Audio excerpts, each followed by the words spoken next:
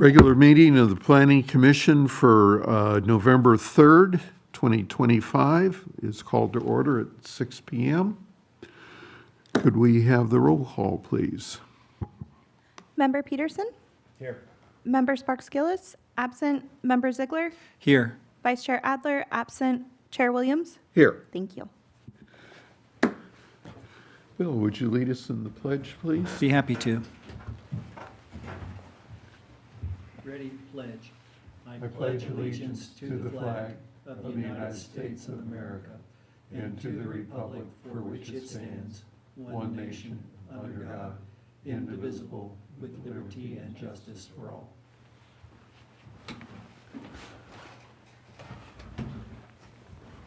Okay, next up, approve the order of the agenda. Does anybody want to change the order of the agenda?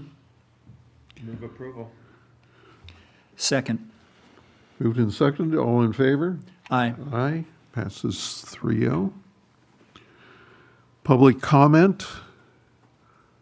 It doesn't look like we have anybody here for public comment or online.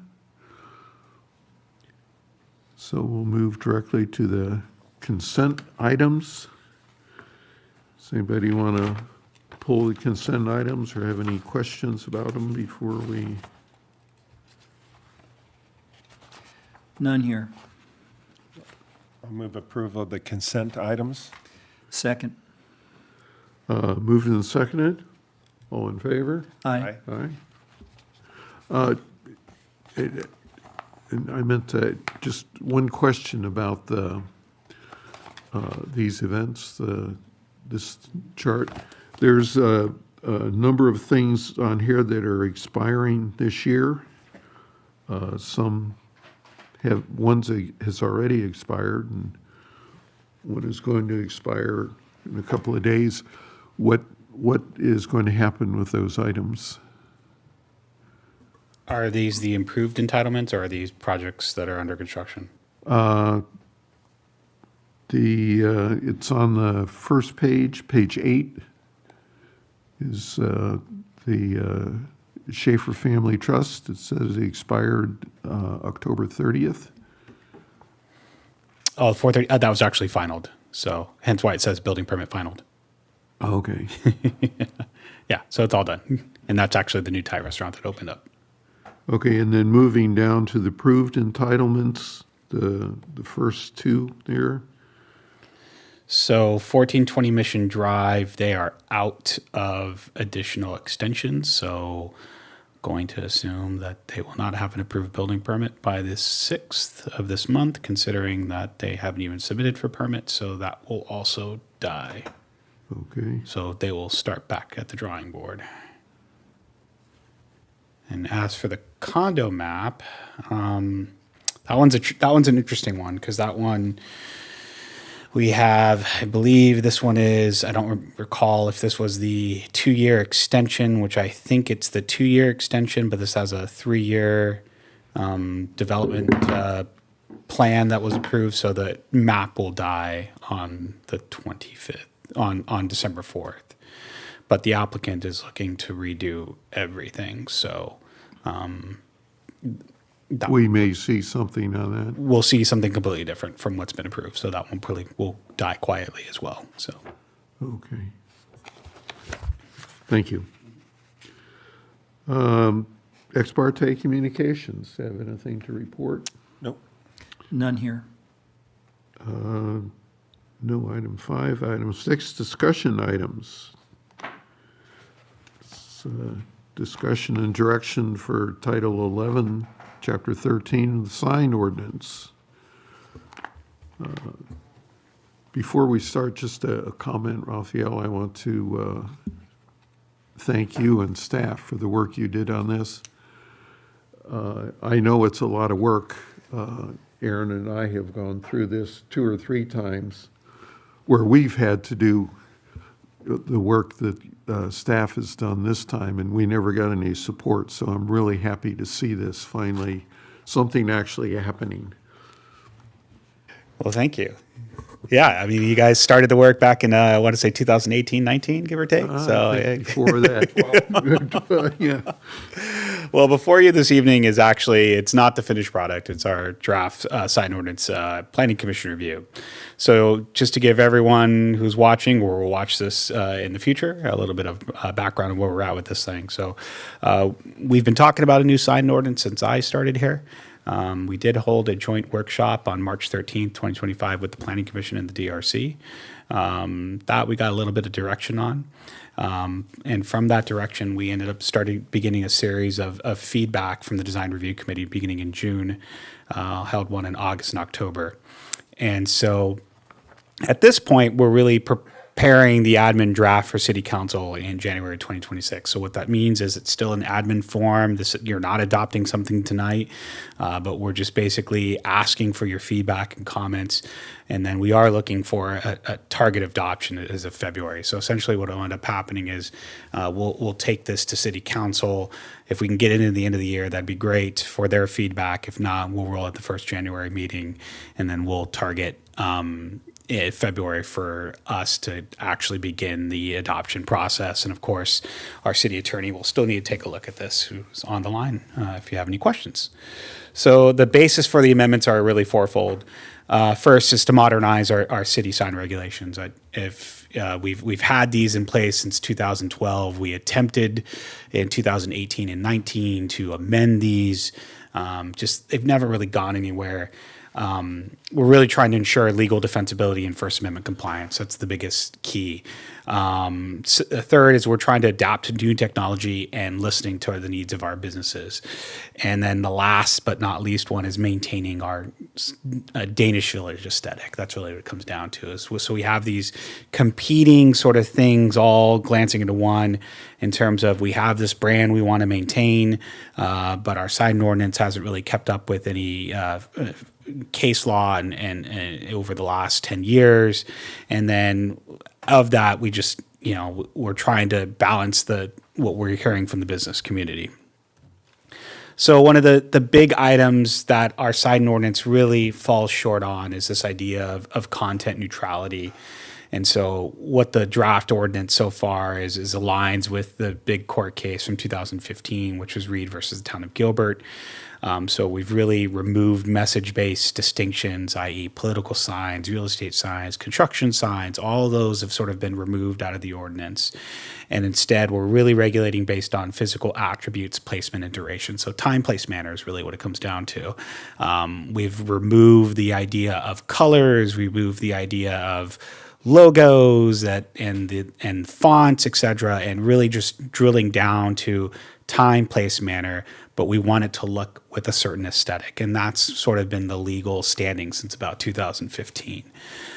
The other one is just allowing non-commercial messages to substitute on any sign structure. So we've recently had this where a property owner decided to place a non-commercial message sign up. Most certainly can do it. That's within their realm.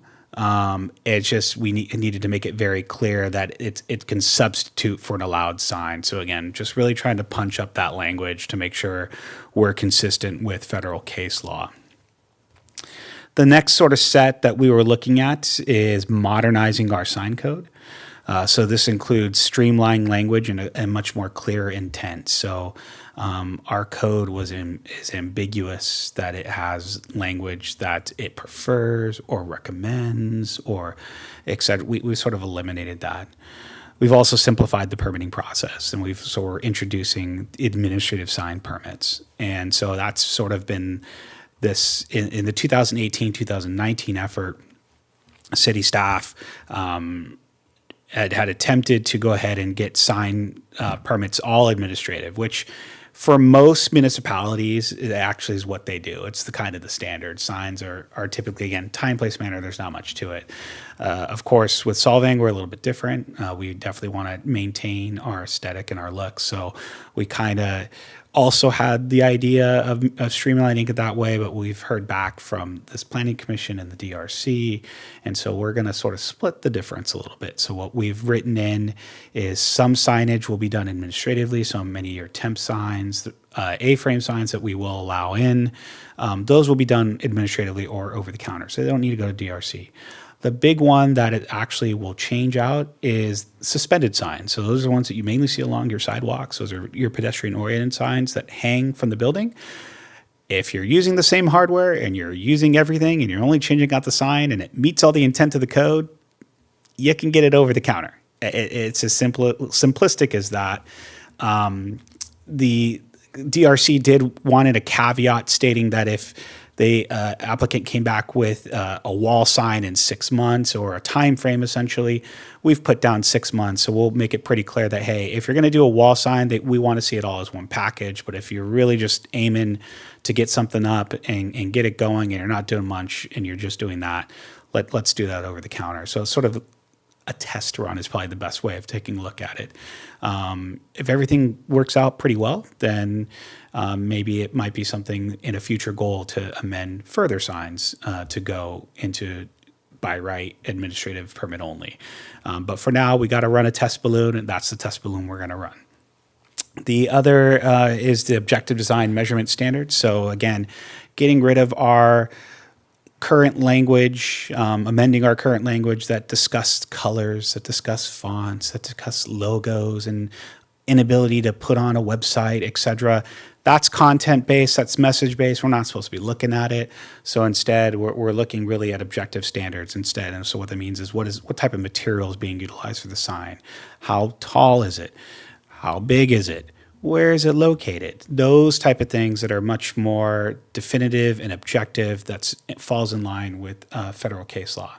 And then the other one is integrating with our updated design handbook. So we have a set of that's where we can say, hey, if you're looking for this type of design aesthetic, this is probably much more pleasing.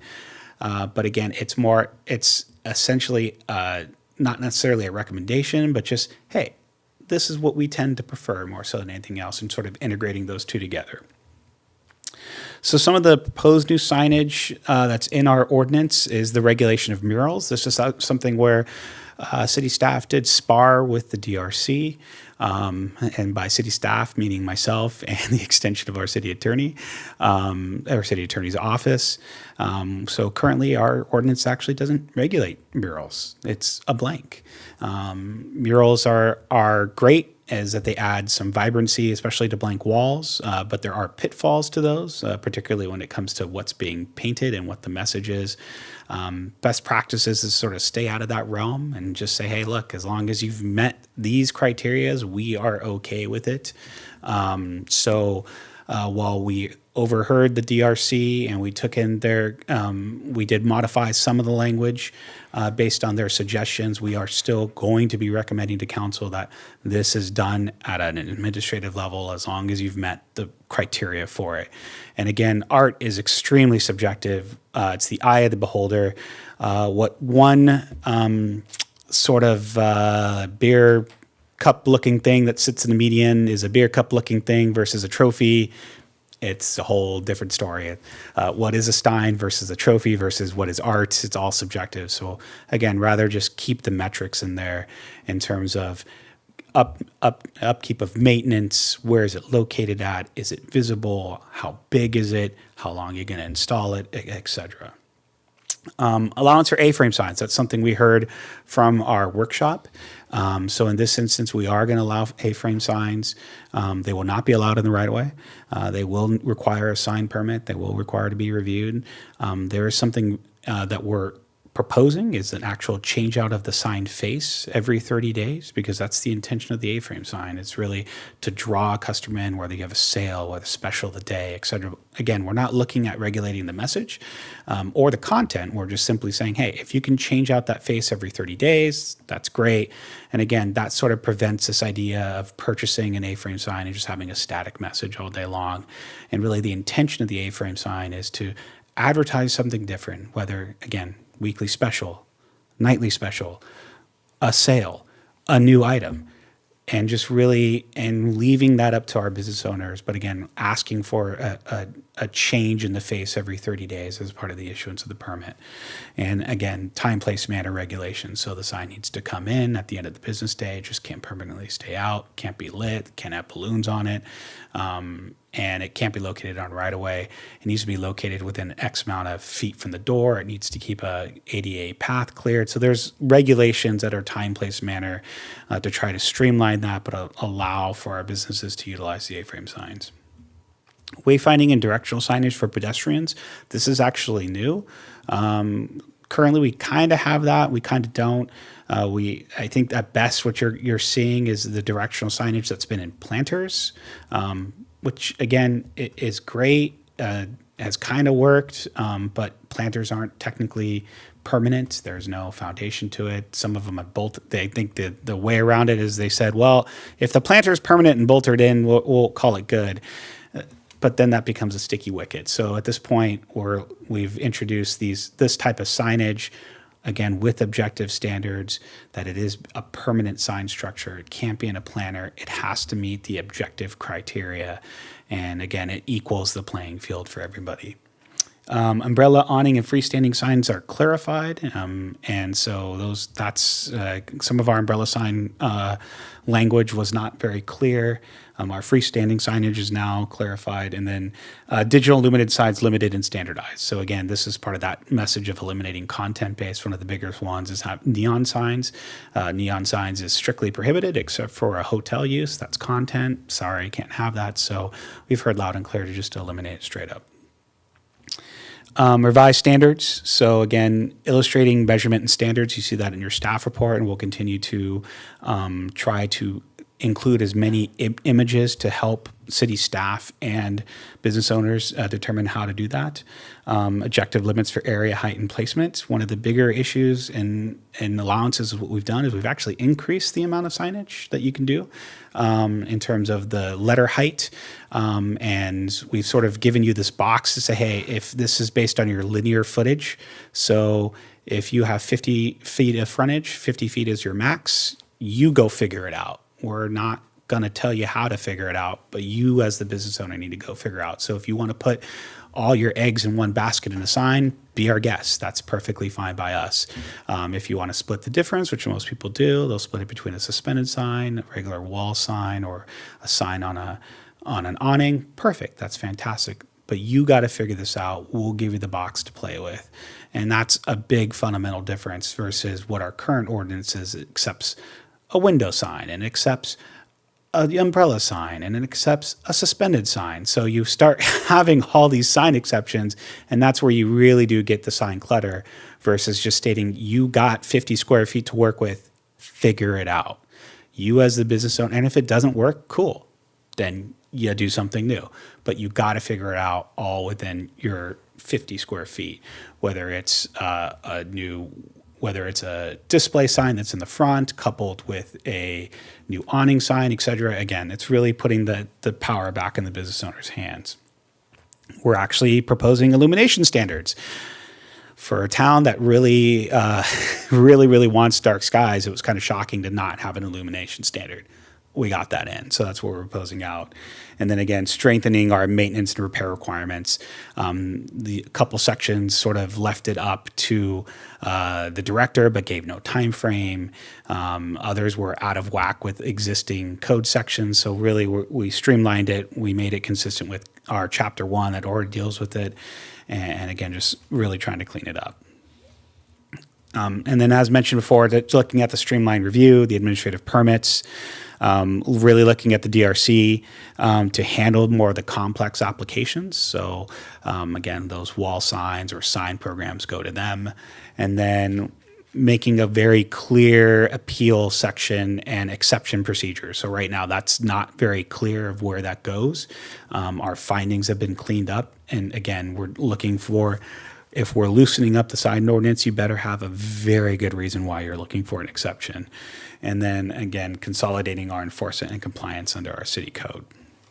So that's basically the overview of what is being proposed in the draft sign ordinance. Your tasks this evening are just to provide comments and feedback, provide any directions or modifications, and ask questions of city staff. Because again, this isn't the last time we'll be checking in with the Planning Commission, but we are almost there to sort of finish up and wrap up this sign ordinance, which has been many years in the making. And with that, I'll turn it over to Commission for any questions. So any immediate questions before we go to public comment? I do. Raphael, could you, do we have any regulation on murals? And if so, could you talk about that a little bit? In the current ordinance or in the proposed ordinance? Well, you indicated that you did not want to restrict, but I don't know what you currently have, so I guess, We don't have anything in the current ordinance, which is why we're proposing it now. and what are you proposing? So in the current section, it's called out in the proposed sign ordinance. It's called out as its own sort of specialty signage.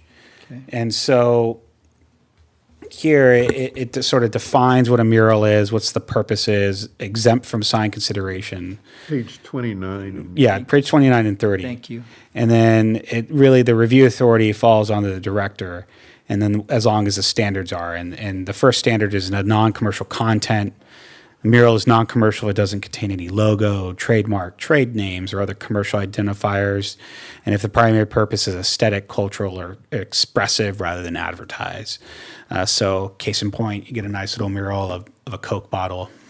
It's a Coke bottle. So it's pretty there. Locations just located on the exterior wall or permanent surface visible from the public right-of-way. Just making sure that any lighting shall be directed to prevent any glare on the adjacent properties.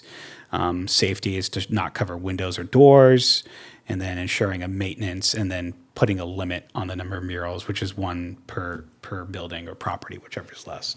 So I understand the free speech component of things. What if something were proposed that was patently offensive? Swastikas and things of that nature. How, if you have no standard, how would you regulate that? I will turn that question over to our city attorney, Taylor, who is Yeah, on the of line. course. So patently offensive speech, there's a different standard for it, and hate speech that's specifically defined and treated differently under the First Amendment. So if something did come up that was proposed that fell into those categories, the city would be able to regulate that and essentially say no. Thank you. Yeah, it would still require a permit, so it'd still require a submittal. It's still required for us to review to make sure it meets the criteria. We're just not taking it and bubbling it up to the powers that be, unless, of course, we most certainly have to. In an application like that, most certainly we could reference out to the DRC first and have them take a crack in a public hearing. That's always within the director's ability to do that. But again, it's just administratively, we want to continue to just keep that at a staff level. I appreciate the clarification. I will have a question on a specific item when you get to 1113 7AE. Well, why don't we go to public comment? Okay. Before we get into the individual, if that's okay? Sure. Okay, well, we'll take it to public comment. There's nobody here. There's nobody online. So we'll close public comment and bring it back to the commission. Bill, I interrupted you. No worries, that's appropriate.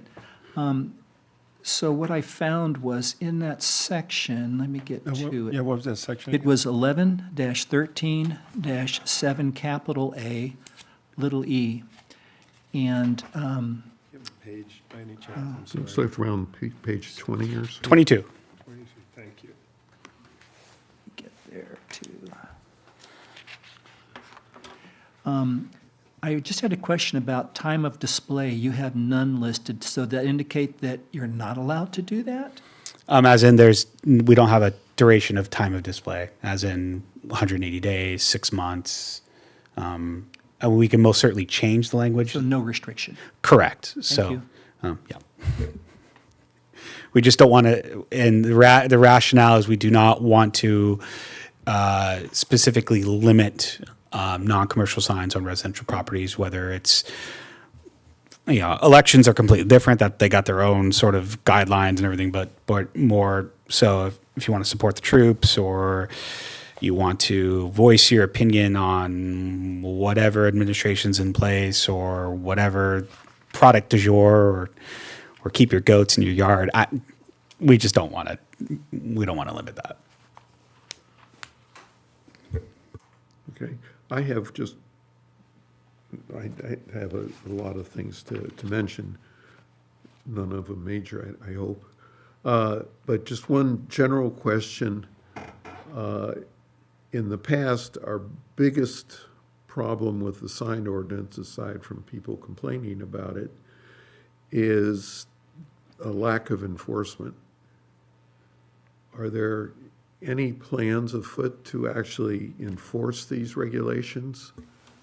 Yeah, that's the intention of this. When somebody gets a sign approved, is there somebody that's going to go out and look at the sign when it's up and say, yes, that's what was approved, or no, it's not? Because a lot of times people make changes in the process of putting up their signs.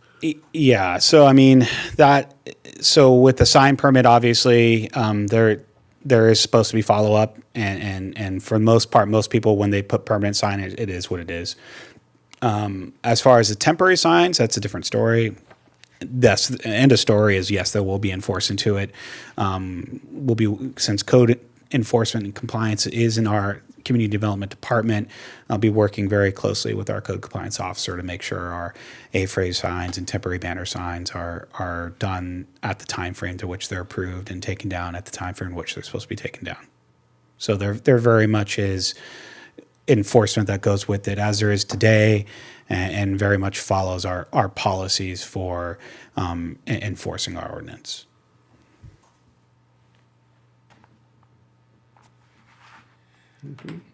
Well, I've got a few. Well, why don't we just go through page by page, and starting on page 16? Can we start on 15? 15, okay. 15, B, it's just I think it's a typo. B is, I think it says consistent with section 1113.4. I think it's 1113.3, which is the exempt signs, I think. Yes, it could be it. We'll check back again because it's admin draft. Some of the sections that get moved around, so we've got to make sure that's correct. That's all I had on 15. Thank you. Okay, page 16, exempt signs. I have some questions.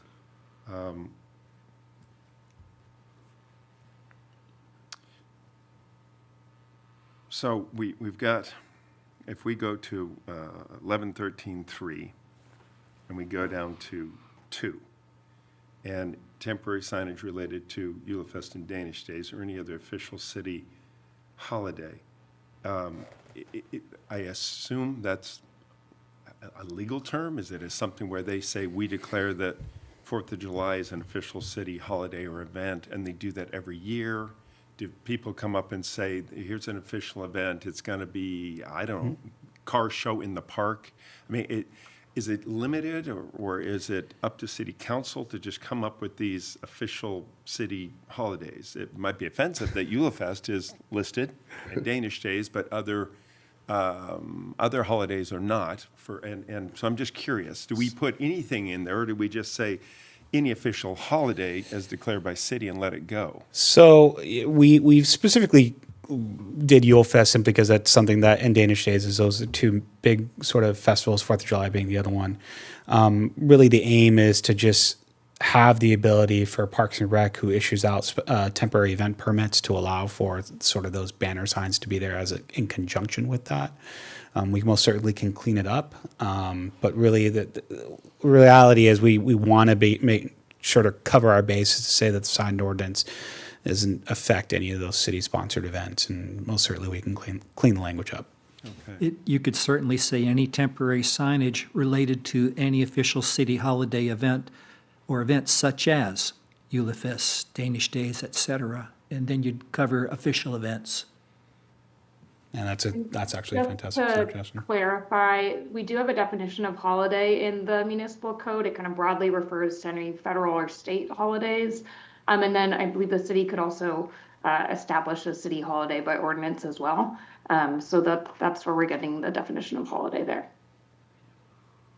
But that's actually a very excellent suggestion of cleaning that up. And again, we really just don't want to hamstring ourselves for especially special events that applicants go through, and that's been sort of that question of, well, what can they do sign wise? I'm like, well,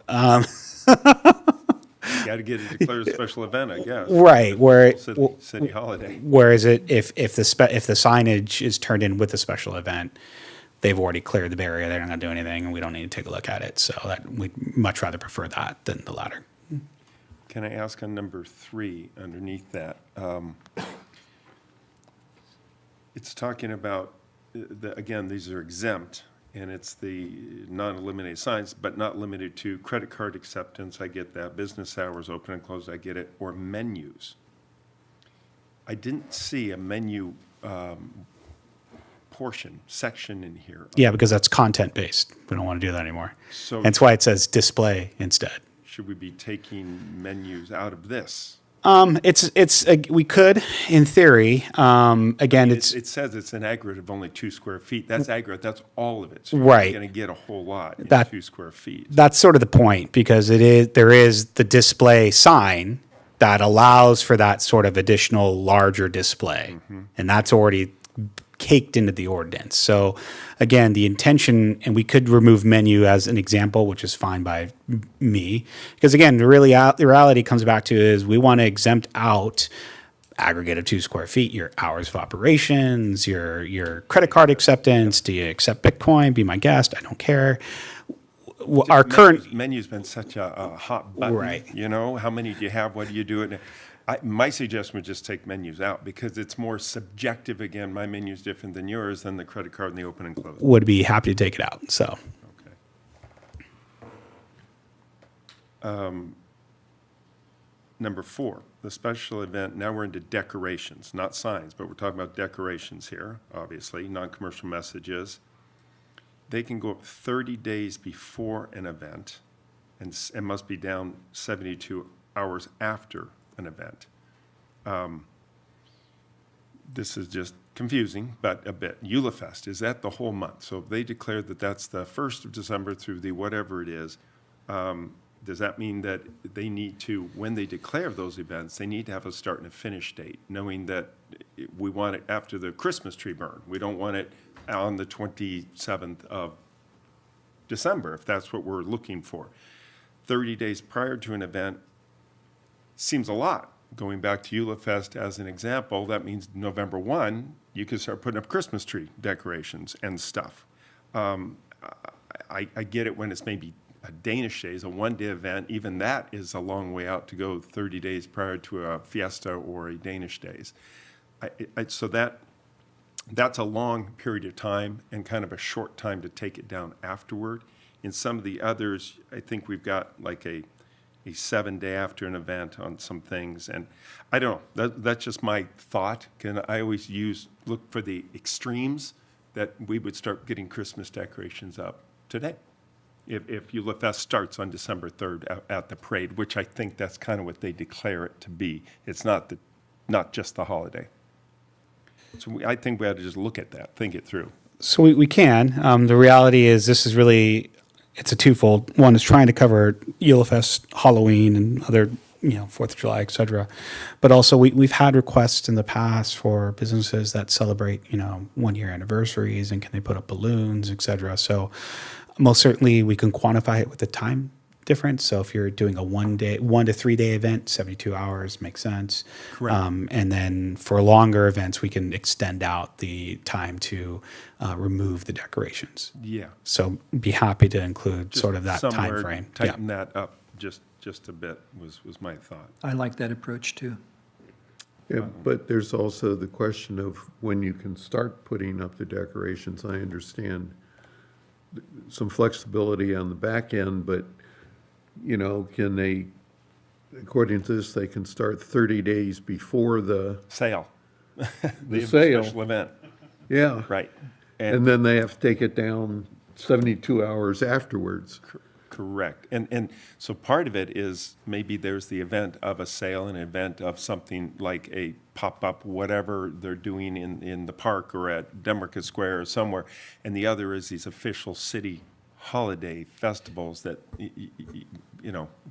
two classifications. Yeah, it sounds like we may just need to cut two separate exceptions, and that's, again, not a problem. That's the intention of sort of this study session, is to get that. And I know we try to combine it as much as we can into one, but yeah, it's fine. If it makes application much easier, I'm all for that. On down lower, 1113-4. But before I'm you get sorry. there, I have a question on Yes. 5. Sorry. This is affixed to vehicles. It says magnets, vinyl application, other forms of material of permanent adhesive. I question the word permanent. Magnets aren't permanent. Vinyl applications can be peeled off. What was the intent there with permanent adhesive? The intent is to show that the sign is sort of affixed in some way, shape, or form that doesn't appear to be temporary, which is why such signage such as banner, boards, paper, wood, material, any other sort of temporary sign is not included. And here it's not. We don't have many vehicles that do that. In other jurisdictions, we've had vehicles where they park the car and they put the sign in the window pointing out, and it's a cardboard sign. So again, just trying to differentiate between someone that has gone through the process of either vinyl or putting window lettering, et cetera, that is really, trying to make it not into a moving billboard per se, but directing traffic to a particular area. And it's just we're just trying to differentiate a permanent versus something that's temporary and attention getting. Would as any examples, would the signs on the trolley be exempt under this? Those are already exempt. They're different sections. So yeah. Okay, and what about the signs on the roofs of the Domino's Pizza delivery guys? Again, that's typically fine. We're trying to walk that fine line to, differentiate between the two. Okay, well, and I brought that one up in particular because it says that the sign can't project above or from the vehicle profile. So by that definition, Domino's shouldn't be able to do that. Yeah, we can take a look at that and try to make that work. We're just walking a fine line, and we'll try to sniff that out. Okay, Such as exceptions being made for delivery vehicles or something, commercial delivery vehicles. Yeah, that's one way of doing it. So And under 4, again, I'm just trying to emphasize the 30-day and the 72 hours. You can do it 3 times a year. I mean, that's times 30 days. I'm beating a dead horse. That's 90 days. That's a quarter of the year you could have stuff up. So let's just, if we can squeeze it down. Thank you. we will squeeze that down. Thank you. Thank you. okay, you had, On 1113-4, number 1, off-site signage. I really, if we turn to page 36 for definition of off-site signage, and I'm not saying the other one was any better, it's probably the same. It's right in the middle of page 36, off-site signage that is not located on the same legal lot of the business. Okay, that's where it's saying. So that means that if you're in a square and you're on you can put signs remotely throughout the square if you got permission, obviously, from yourself or from the landlord.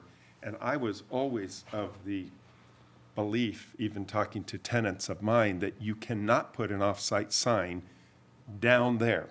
The signs need to be on your frontage, your lineage, it doesn't matter that it's all on one legal lot, or you can have people putting signs around, off of their businesses. So I don't know if there's a better definition, or if you guys chatted about that, but off-site didn't to me mean off the property that you have your one of 17 businesses on, and you can do it anywhere on there. It had to be in front of your business or over your door. I seem to recall from our previous discussion, and I think you brought it up, Aaron, about it being proximate to the business, and you even talked about some distances, I think, but primarily it was with, I think, The A-frames. A-frames, and Right. that's in here as 5 feet from your primary door, which is great. Yeah. But I always thought, Jack, you've been around it enough too, that the signs had to be on your exterior, your walls Right. of your property, not your neighbors, because they don't care.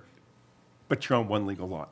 So So you I don't know. might be able to cover this on, we haven't gotten there yet, under a sign program for a square where you have a number of businesses, one area, that the developer or the owner could come up with a sign program for that business location and get the program approved through the city, and then it'd be a collaboration between the owner or the landlord, the city, and, But we still need to define off-site signage, because the Right. landlord's gonna come in and say, well, it says off-site signage can be anywhere on my piece of property. I've got Right. 15 tenants, and so I'm coming in with this signage all around off of the rental spots. There are some very small shops in town, retail shops, very small, 300 square feet, 400 square feet, 200 square feet, and they don't maybe have enough walls, so they want to put them down and across. And I don't think that's maybe what I want to see happen. I'd rather Well, have off-site I mean- signage defined a little bit better. well, 1113.4 says that it's not allowed. It's under prohibited signs. Yeah, off-site signage, but the definition of off-site Site. is the legal Oh. lot that you have your rental on. Yeah, it sounds like we can The definition adjust it to just needs both to- off-site and off-premise, so that's. Perfect. And I think it that's- used to say off-premise. Yeah. You're absolutely correct. Yeah, okay. Instead of off-site All right, before. we can make that adjustment. Under number 4 on this, the digital display LED, I get it all, I understand it. Should we say that you can't have those inside or outside or seen from the street? Because you can get a lot of neon and stuff inside, and can we even regulate that if it's back 15, 18 inches from the window?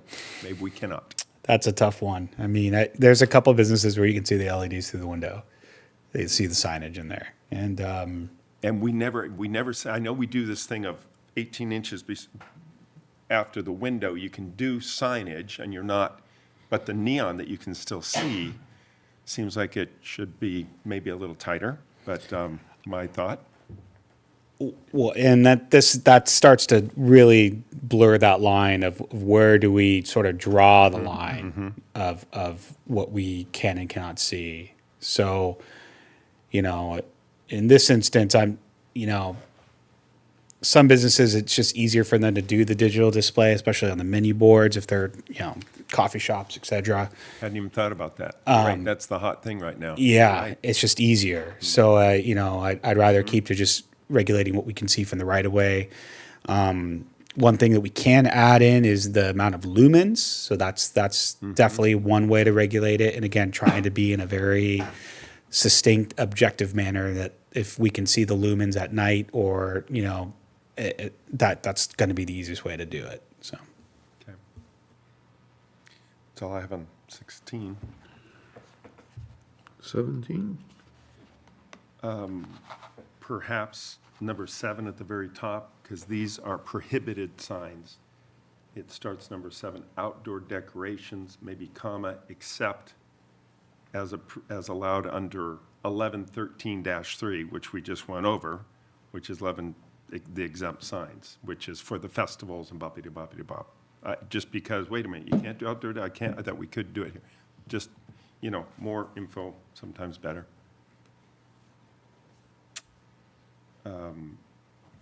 This pole sign, number 20 on that page 17, and if we go to a definition of pole signs on page 37, we give a definition of a pole sign, but we are saying the pole signs are prohibited. So I don't know. I'm just wondering. We want the definition there so we can make sure it's prohibited. Okay, and that's fine, because we always allowed pole signs. In our current, you can have a pole sign. If you have 100 feet, you can go up in the air with 1. We're now saying 2, which makes it nicer. Okay. Yeah, I want to be able to say, nah, no pole. So here's the definition. You've met the definition, so no pole. Yep. So. I don't have anything, I well. have a Go ahead, I'm question sorry. on sign programs. I couldn't find a definition of what a sign program is. We may have inadvertently left out the definition. We'll add the definition in. Yeah, and what would be and I alluded to this earlier, what would be the process for individual signs on businesses that are included under the sign program? So typically, a sign program includes a list of conditions that run with the lay of the land. So it's very similar to conditional use permit. So once those get codified, and then they are passed by resolution, we keep the resolution. We actually do have a few sign programs here in town that are already active, and some of them it's hit and miss because they're not consistent. Some of them say it can be approved at staff level, some say they can't, and so. But the reality comes back to is the whole point of the sign program is that there's a program that's laid out. It's particularly when you have these smaller shops and trying to direct people to where they need to be, or larger shopping centers. And the program just basically dictates how the signs are supposed to look, where they're supposed to be located. And if you meet that criteria, city staff should be able to process a permit over the counter. And so that's the intention of the sign program is as tenants come and go, they have a sign program that's approved. A new tenant comes in, it's like, I want to do a new sign. Okay, well, this has a sign program, please see attached, and have your sign guy do everything towards the sign program, and we approve it. Call it a day. Okay, well, that was going to be the second part of my question, that in exactly the situation you suggested, a new business comes in, everything is according to what was in the sign program that was approved for that. Would that person actually have to come to the city again, or can the landlord or owner approve it?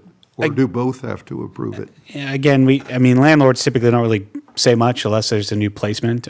It's, again, as a sign permit, it just would, as a condition of the sign permit, would simply say if it meets the intent of the sign program, city staff is able to approve the permit through an administrative sign permit. Done. So again, It does say sign face. right. You can do that. Yeah, and that's the point of the conditions is to have that. Now, again, a sign program is different. You want to that means each site is different. So let's pretend that the Nielsen Center one day goes through a massive fateless and they want a sign program with a large pylon sign. Well, maybe we want to see what it looks like each time a new tenant comes in. So we can condition that the pylon sign specifically when a new tenant comes in, it goes to the DRC. You write the condition as such. So that's the beauty of the sign program is it is much more site specific and the controls of how we want to see it. Yeah, well, having the definition would help a lot there. I have nothing else on 17. Neither do I. No, I have nothing on 18. 18, just a couple silly stuff, I suppose. Let's go to sign permit 2A, wherever we see review authority. We had to say signage review authority, because you do say it in some places, and capitalize it, because I know what you mean. So if we just, it's in your box, your table, signage review authority, and just capitalize them. It's a couple places it is, and a couple it is not. Same with B, number 1, administrative sign permit, capitalized way at the bottom, last paragraph. Administrative sign permit is not capitalized. I'm just saying, you'll probably catch that. Be I know. consistent. Yeah, but that's, yeah. And then number 3, at the top of that page, sign program, I put big question, define this. And you've got that, and you got that, and so we'll get a definition as to how you get because it's required, and so therefore we ought to, yeah. So that was it there. I have one other question that I skipped over on the sign program. who is responsible for the maintenance of the signs? So it's typically always the landlord or tenant. So again, we're not responsible for that. We just do the approval. But would it be the landlord's responsibility to notify a tenant that, hey, your sign needs to be repainted or freshened up or whatever needs to happen, the latch broke, you need to fix it? So we do Or have- is that something Some that the landlords city do that, has to some do? landlords don't do that. Yeah. The city will come give you a notice and say this is in disrepair, and then the landlord will go to the tenant and say, get it repaired, or vice versa, and they'll get it repaired. But these ticks go against the business owner, as we know. I've argued for years, and I always lose to the city attorney, that we should be fining people, and then it should go against the property owner so that there's an enforcement mechanism instead of a business just closing up and going way back to Santa Barbara and leaving $1,000 worth of fines. And not that we're trying to collect money, it's just we're trying to enforce. So it's kind of up to, correct me if I'm wrong, landlord and tenant working it out. It is, and I mean, if it comes to disrepair, then you know we can find the tenant, and that's what we typically have done is we find the tenant. Now we have informed the landlord, and some tenants aren't happy about that, but you know that's just our way of, particularly when we're setting a second and third notice. That's when we start slapping on the landlord. But we've really tried to make it at best practices. Once we send one notice out to a tenant, we actually also CC the property owners.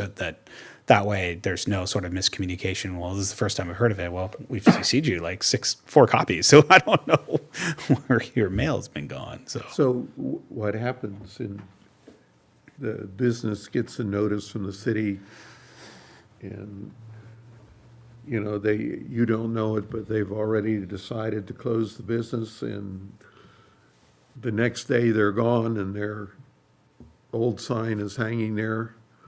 Is it then, does it become the responsibility of the landlord to do that? Yeah, it ultimately eventually does fall into the landlord, which is why we have a sign maintenance section. So basically sort of outlines, you know, what that upkeep is. And then, you know, in that same subsection, there's a notice to repair, you know, the director or my designee, you I know. was just thinking in particular with the sign program, who's responsible for what? Again, each In sign. reading this, it wasn't clear to me. Each sign program, you got to treat it as its own entitlement. So it's not all sign programs are created equal. So again, those are exceptions that will carry conditions, and those are discussions that happen at each and every individual sign program. And not every property will have a sign program, and that's typically it's meant for larger properties, but it's also meant to assist some of our smaller properties that have multiple tenants. Yeah, well, I understand you don't have to have a sign program, but if you do, the city should have some framework, size, weight, you know, some objective standards that go into that sign standard or that program. Yeah, and even if if it stays silent, it kicks back to our code, which our code has, you know, the basic maintenance requirements that need to get done. So. Raphael, also, I believe you have the findings for the sign program and the ordinance as well, so those would need to be met for the sign programs. Yes, that's correct. So Section E has the findings that would need to be made to approve those anyways, so. Okay. Page 20, or, I just have a 6, the bottom paragraph, it just says established by the director. I think that's community development director. No big deal, but catch that. just one comment on the example up at the top of where it says Solvang shop. You've got XY plus XY, but down here, when you're talking about you're using A, B, C, D, I think you should use A, B, C, D in the, you know, in both instances, again, just for consistency.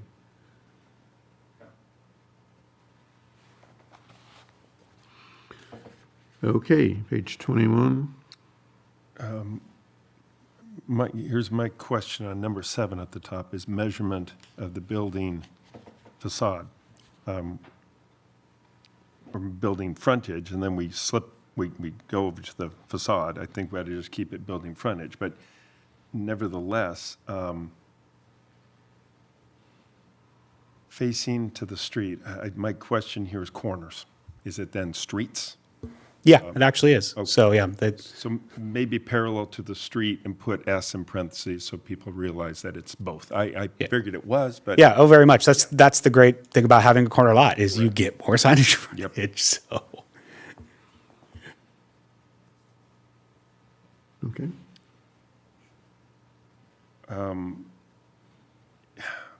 One, under that design and construction, E. This is this freestanding signs, and, this is a new word that's in our code as far as I know. I remember poles, I remember monument, but not freestanding. So it's good that we have it there. I'm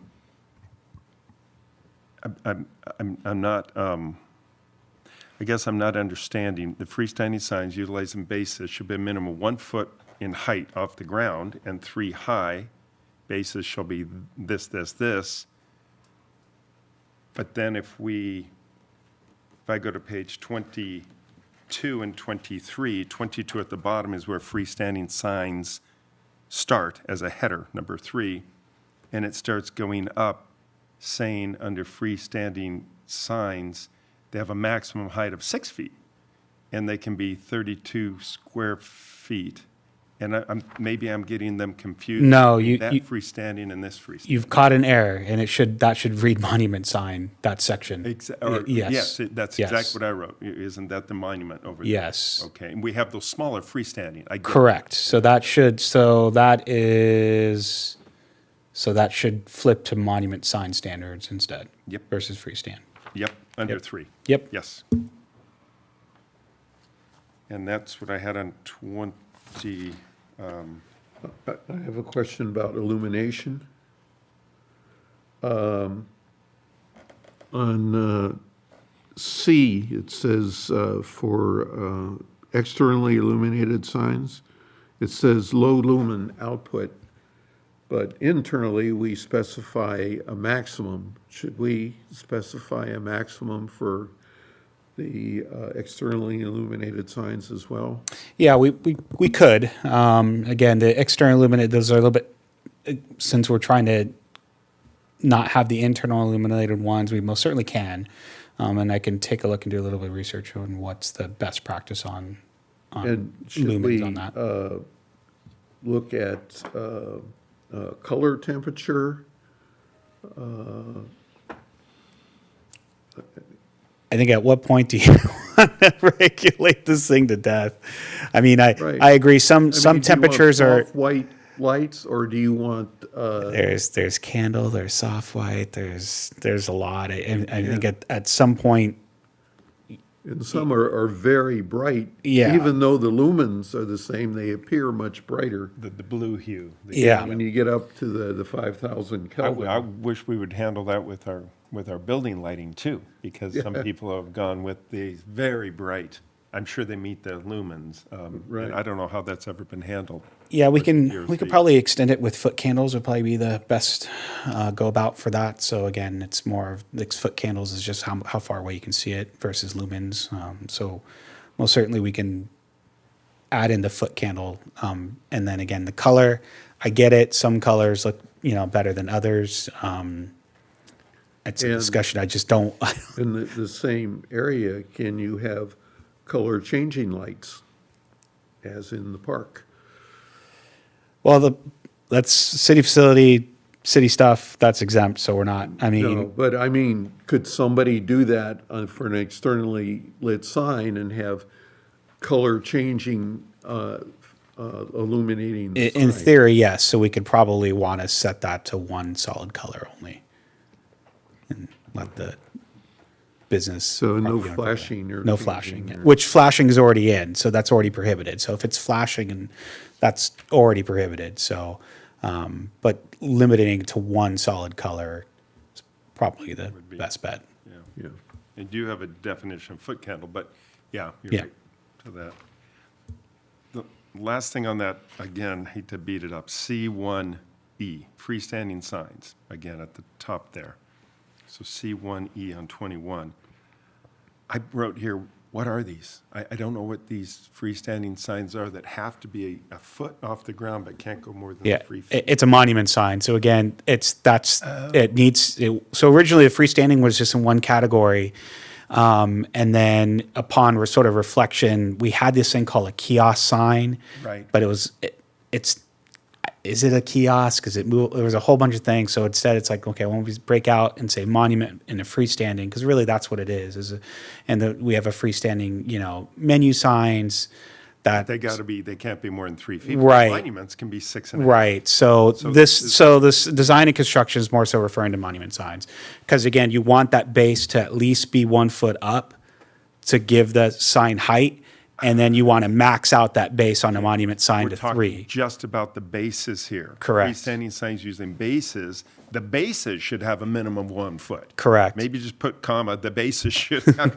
I read it 4 times and went, what? I thought it had to be a max of 6. And- Okay. We'll add an illustration. We'll add an illustration Yes, of this. yes, I think yes. that'll help Makes out. complete And sense. it Yeah. says they have to be decorative and located in a planter? Correct. Yeah.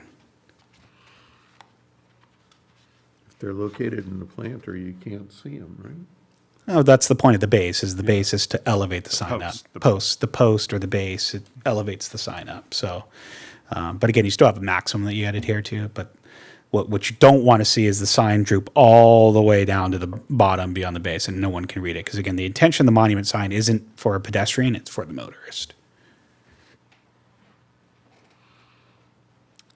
I'm on to 23. If we've passed 22, I don't know if we have. I just have a question on freestanding signs in residential districts, and it talks about one per property or residential unit with multiple units are located in common. So a house with an ADU couldn't have 2. It could still only have 1. This is our way of calling it a real estate sign, without calling it a real estate sign.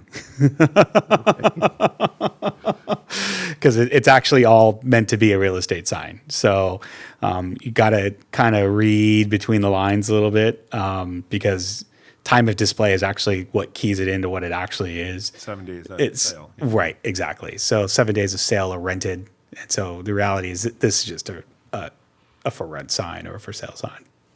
But we just can't call it that due to content-based messaging. Okay, but in residential districts, you can put up a sign as long as it meets the size. And so given that, I was wondering what happens in mixed use where you have a business on the ground floor and residential on the top?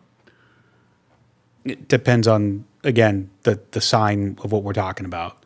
So if you're talking like the non-commercial message sign, Yeah, then if it's got on the residential's on the 2nd and 3rd floor and they have a window, and as long as it's 2 square feet, knock your 2.5 square feet, knock your socks off, put it on the window. I'm not going to control the message, even if it's the most absurd message known to man.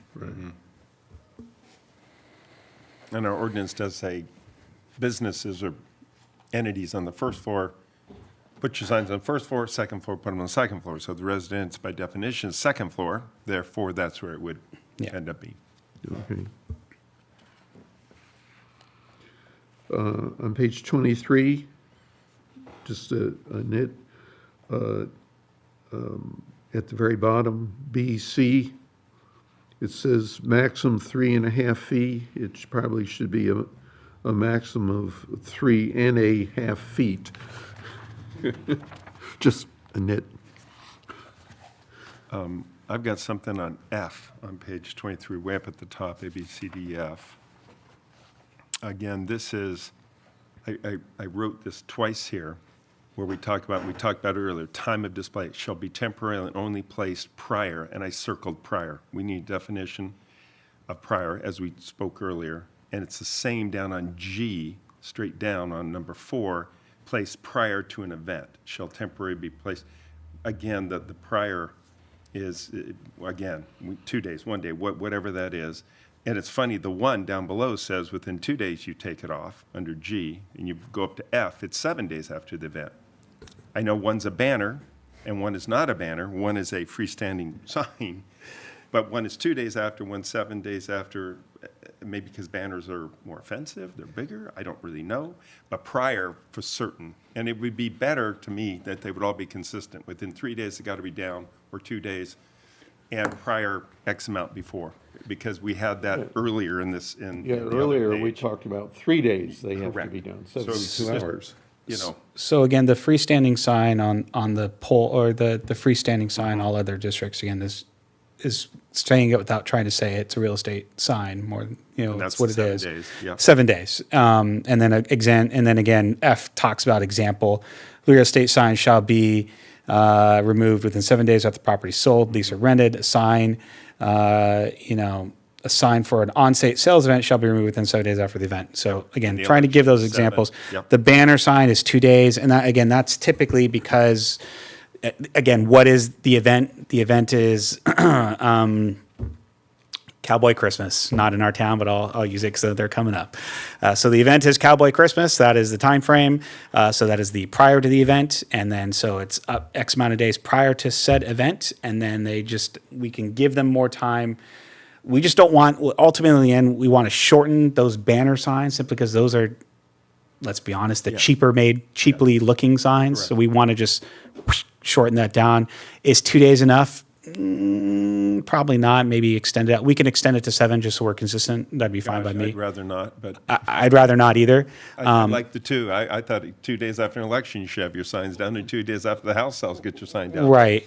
Yeah, I'd rather see it shorter than longer, but that's just. Right. And something prior, as we discussed. Yeah, I don't know what okay. that answer is. All right. I can noodle on this one. Maybe extend it out to maybe 5 days. That gives enough time because usually these banner signs, Lisa, they're down pretty quick, aren't they? So we say about Usually after 2 days. Yeah, a day or two. Yeah. So they're down. Again, the real estate sign's a little bit tougher simply because you're putting them into the ground, and then some guy's got to come and pick it out, or unless you were me and I took mine out as soon as they closed the sale because I didn't want the sign up anymore. So. That was all I had on 23. And am I correct that A-frame is only allowed in commercial zoning districts? Yes. That's, Yeah. Only in all commercial zoning districts. And this was one we had so they're not allowed in residential districts? No, and it's fairly rare that we'll see them in residential districts. Usually you may see them associated with the schools. That'd be the one sort of caveat, or a church, which again, we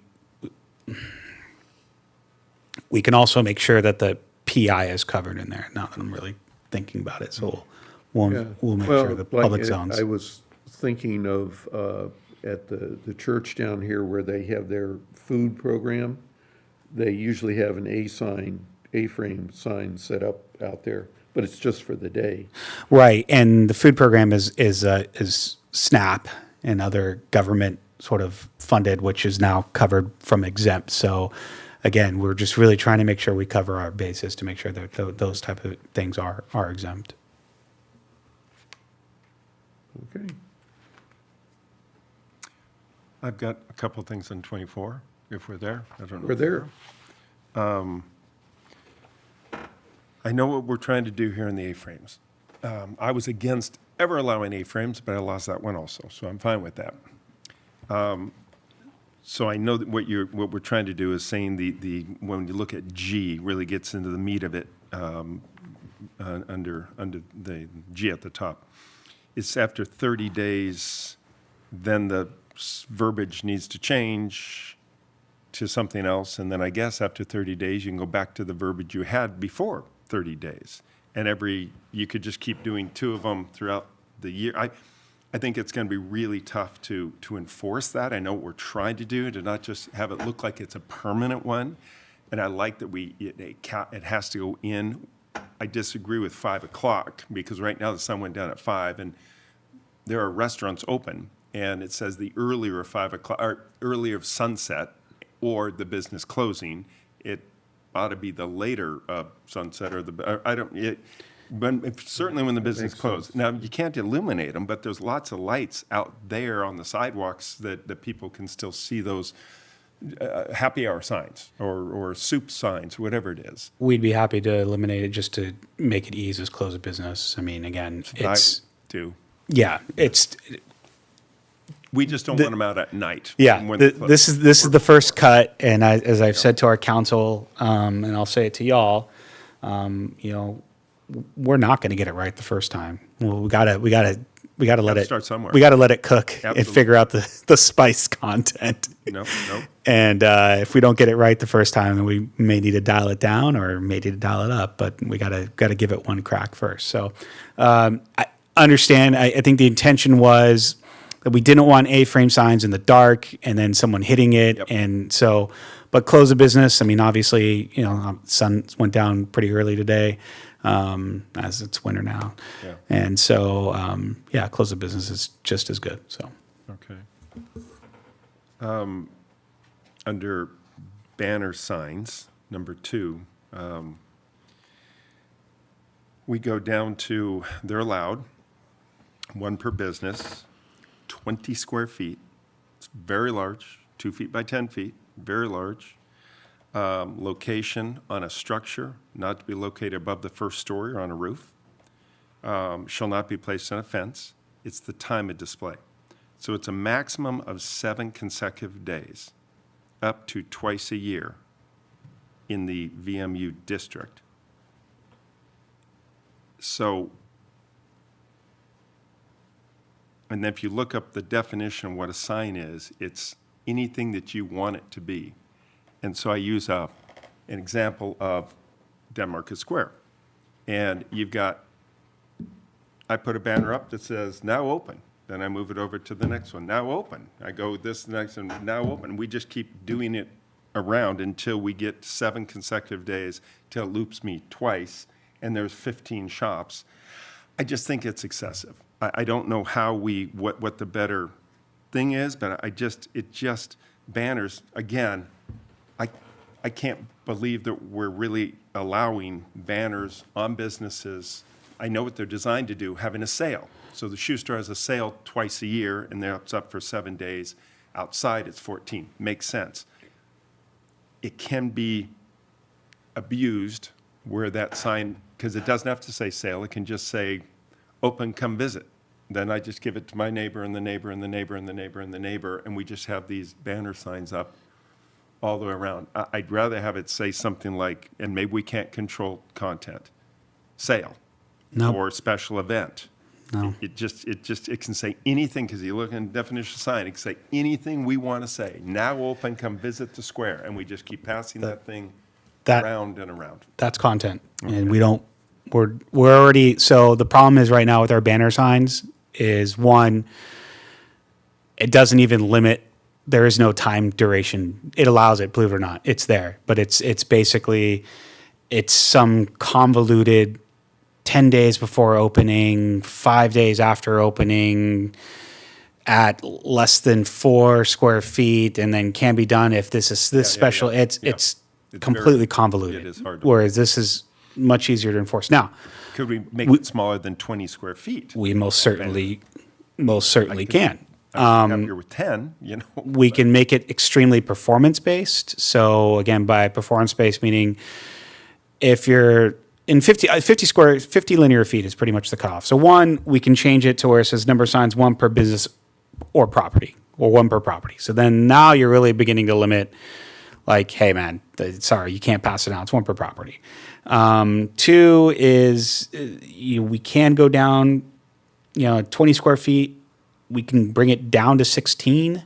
12 is the lowest you should probably go for these things.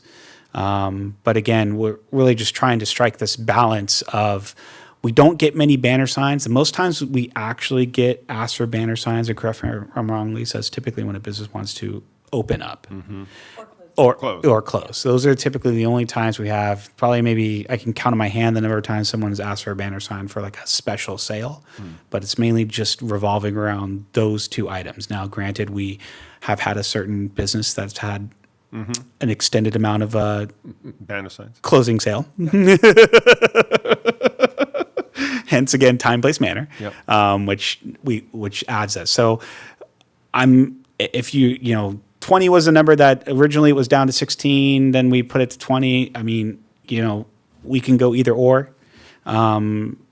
You know, Personally, I just like them smaller. I mean, yeah, 16 is now you're looking at a 4x4. Right. And again, we can keep it at 20 and say if it's if you're over 50, you can get 20. If you're under 50, hey, you got to go down There you to go. 12 or 16. There you go. I like that, There and you go. I like the idea of per property also, unless you find some pitfall with that. That would take care of the The only big thing issue. with that per you- property is if one person has a sale twice a year and he's used up the entire properties, you know, then you get into how come he got it twice or she got it twice. And so I get that. It's just, to me, it was an awful lot. And then they were so big. And the thing about the size too, if we think about our community, we don't have a freeway running through town where you've got to have something that massive to catch it. Things are going kind of at a pedestrian pace here, even if you're in a car. So I don't know that you need a great size to draw Yeah, that level of advertising attention. We can tighten it up. We can definitely break it out a little bit further and take a look through our GIS what our linear feet is, and then just do a quick query, and then try to come up with obviously anything under 25. You go down to 12. Again, we're really just trying to make sure you expand the space out. And then obviously 32 square feet, we're really looking at Nielsen's and Right. and Out of- the mercantile, and then out, you know, Mark- those are big. But I'll be happy to come up with performance standards based on this, you know, conversation and amend as needed. So My last one on 24 is, maybe I'm just not following it. Permanent signs at the very bottom. Permanent signs are going to be your blade signs, they're going to be your wall signs, they're going to be your ground sign.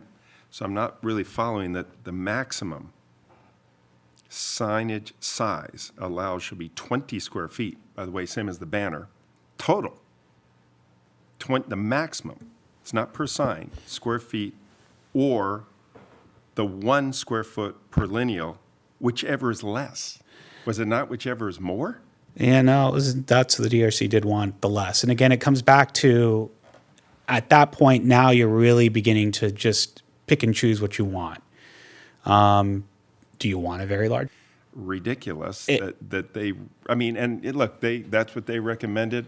That's fine. It does, and that's where the sign program comes in. And that's again, it's basically I call it a choose your own adventure map. And so there's the easy way. You can do it this way and call it a day. Or if you really want to go out there to gusto and you're very adamant, then we'll give you a path out. You'll have to ask for the exceptions. So again, we're Yeah, to me, it should be on, we use this linear frontage so that there's a increase if you're bigger and you're decreased if you're smaller, which makes perfectly good sense. I know it's subjective that a very small shop would come in and go, I want 20 square feet of signage, and I've only got X amount of linear feet. I got my 20 feet, so I can have my 20 square feet, so I match it on both. And then you've got someone like, again, Copenhagen House, Kahuna, the big guys in town that 20 square feet. None of these signs, I could walk you up and down the street, none of them are going to meet it. You're never going to get those again. 20 is nothing. It's 7 square feet, 8 square feet signs. Yeah. It's 2.5 of them. That's all that a place can ever have is 2.5 signs, an 8 and an 8 and a 4. Done. and again, that's where the sign program allows in the asking for the exceptions, and that's I know, but it's man, now you got to appeal, and we know how those Right. go. And you appeal.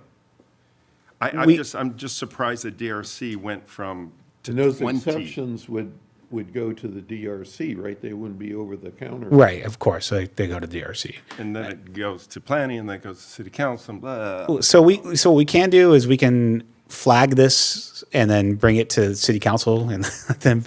I mean, I see the argument for it as well. Usually, as you have the larger linear footage, you go up. That's what it's which been, usually never. it's always been. you have certain members in the DRC that want to keep it small.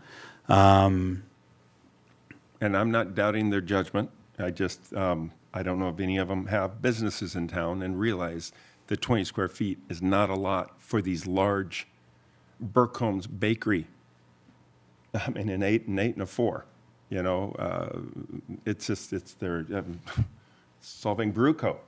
I mean, these are big, and these apply to hotels, I'm assuming. Hotels aren't exempt.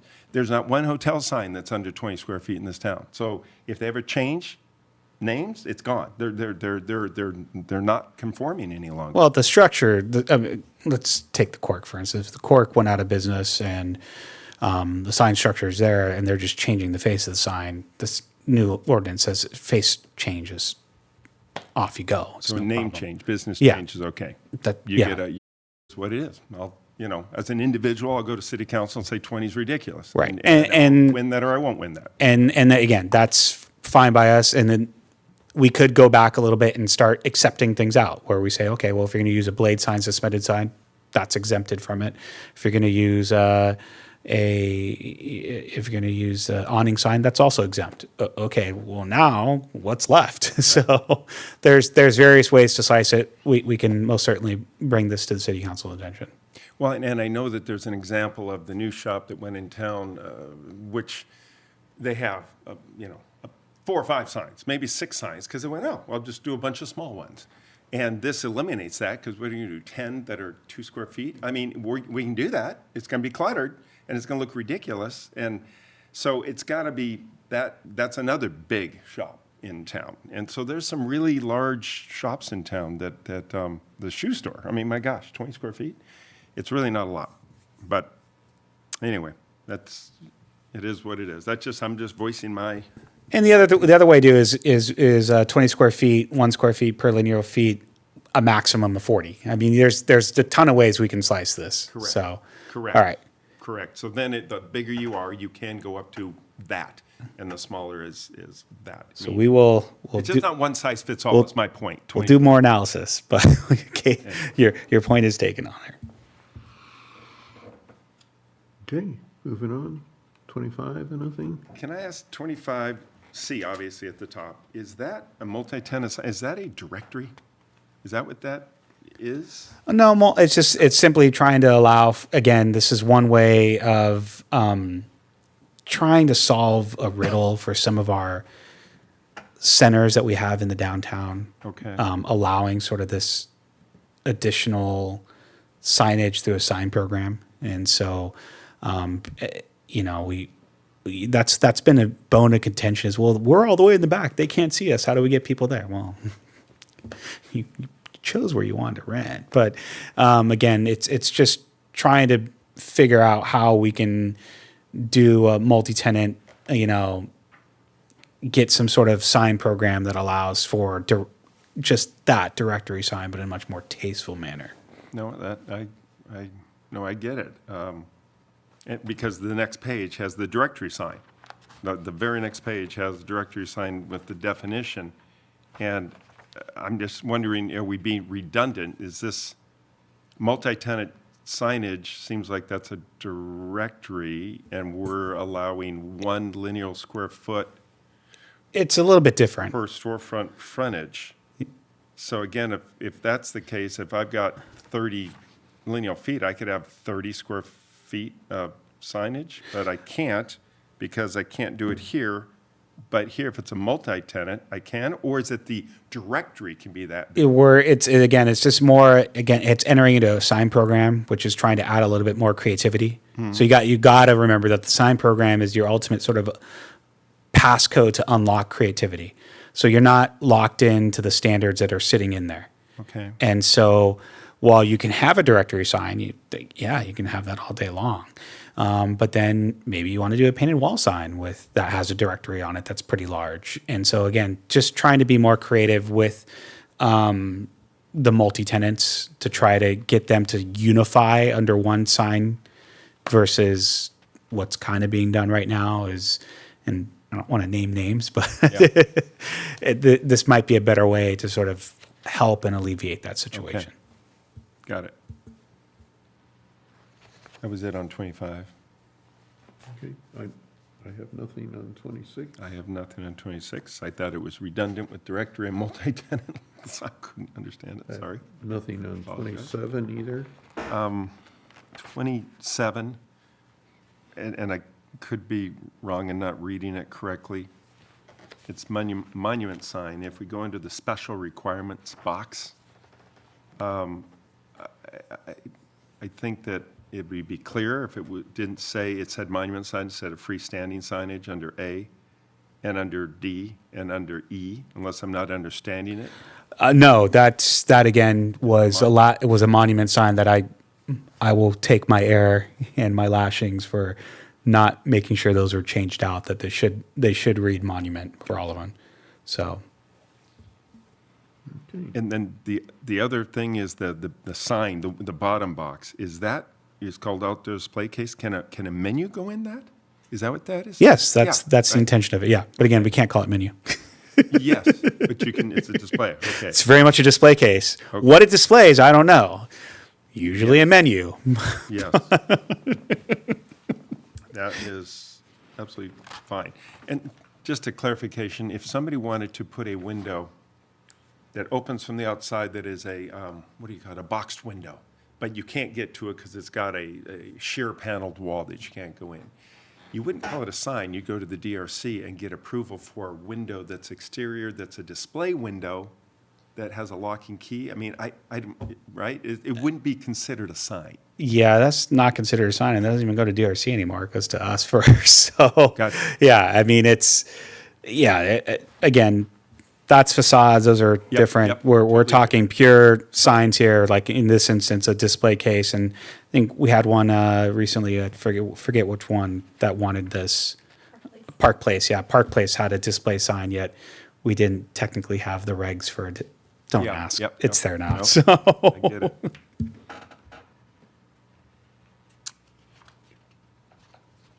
Okay. 28. 28, I'm curious as to, under the box at the top and the box at the bottom, where it says number of signs permitted, you can only have one of the window letterings. You can only have one of these hanging, suspended Yeah. signs. I'm reading that correct. You are correct. But so let's take. Same with the wall sign on the, well, that gives you one on the next page. It gives you one per public street frontage, but this is just one and one. So you can't have two of those, and we want them mixed up. Right. So we want them to one. And the other issue here is with the window sign, and we want to make sure, under special requirements, that the window sign, a permanent window lettering, can extend to multiple windows. Correct. Has to be one pane, and it's only 25% or whatever the Right. numbers are. Yeah, makes Right. sense. So that is something I just now I'm really thinking through, because again, if you're going to do it and you extend it out, we should be able to extend it out to windows. So we just want to clarify that Yeah. it could be on multiple windows, yeah. but it'll be counted as one sign. Then the only thing on the bottom of that page, which corresponds over to the wall signs, is something that Brian Schneider brought up, 805 signs. I've talked to him many times about 1/4 inch or 1/2 inch thickness on lettering. And his argument was the shadowing. You get to a 1/2 inch, and if you have a sign, you have a light over it, it kind of disappears. A 1/4 inch, he believes, is good. And we over on wall sign, we do say 1/4 inch under D, but on this one, we say under B, 1/2 inch depth. And one is a bigger sign than the other one. I mean, they ought to either be consistent, but he's argued with me the 1/4 inch looks better from a lit sign with all the shadowing that goes in, even with the sun down and things like that. But I don't know why they picked 1/4 and 1/2 as differences for Yeah. signs. And When in fact, the wall sign's much bigger. yeah, Brian did make this argument for the projecting signs, the letter depth, and that's in your blue folder. Yep. Type of sign should be top, letter depth of 1/2 should be 1/4 to match the wall sign specs, plus carving out. And we did have this discussion with Brian at the DRC. He was generous enough to lend his eyes to our sign ordinance and reviewing it as someone who works in the industry. So I typically, when it comes to that, I defer to someone in the industry who knows what they're doing. And so more than likely, we'll probably take this into pretty good consideration as part of the next iteration. That's, I figured it was a, slip up or something, who knows?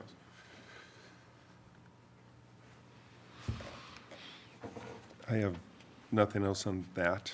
I'm a little worried about the mural on page 30, as we spoke earlier.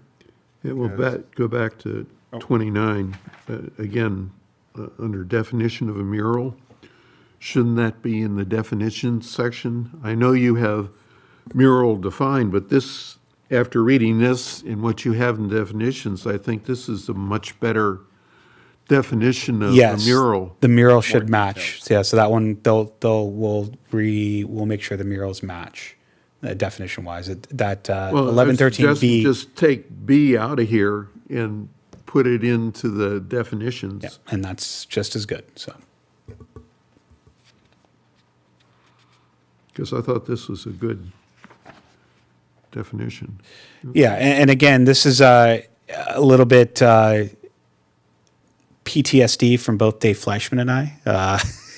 Dave's not here. I know Taylor's on the line, but Dave had a sign mural go completely sideways, as have I, in two municipalities that I formerly work at. So a lot of it is leading up to PTSD, and really what it comes down to is really trying to shield those of you up here and let us take the hits and cover on that, because again, it's so subjective. So we just want to really just keep it to the box. But we'll bring this to City Council's attention. Okay. 30? Nothing. I have a question under where it says Review Authority, D. It says, with the standards in subsection. Which subsection? Plug that hole to make sure it's a standard of subsections with the standards in this, it should read in this section. So, which would be 11, 13, 10B.